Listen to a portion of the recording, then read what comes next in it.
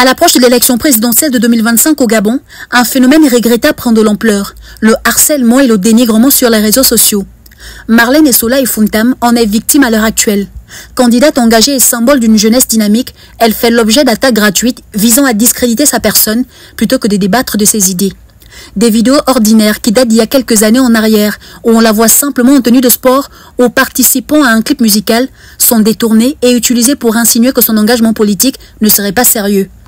Cette stratégie, qui repose sur des préjugés dépassés, tente de lui nier le droit d'être elle-même, comme si ambition politique et liberté individuelle étaient incompatibles. Cette campagne de déstabilisation repose sur une conception réductrice et dépassée du pouvoir. Pourquoi faudrait-il sacrifier sa jeunesse, sa joie de vivre et son authenticité pour être crédible en politique? Rire, chanter, danser ou s'exprimer à travers l'art ne sont en rien des entraves à l'engagement public.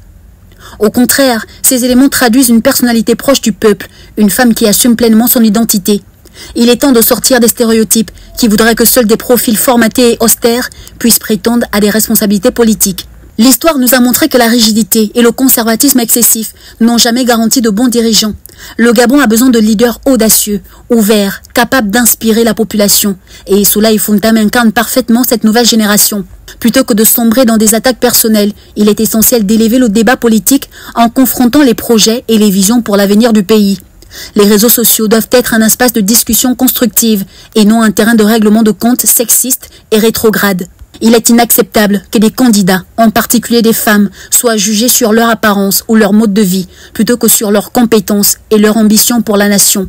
Ce harcèlement numérique doit cesser. La politique gabonaise ne peut évoluer que si l'on valorise les idées plutôt que les ragots. Marlène Fabienne Essola Ifuntam a choisi d'être une femme libre, ambitieuse et engagée, plutôt que de tenter de la réduire à des clichés, encourageant cette jeunesse qui ose prendre sa place dans le débat démocratique. Parce que le Gabon de demain se construira avec toutes les forces vives du pays, sans discrimination ni archaïsme. Il est essentiel de savoir que la République, c'est nous.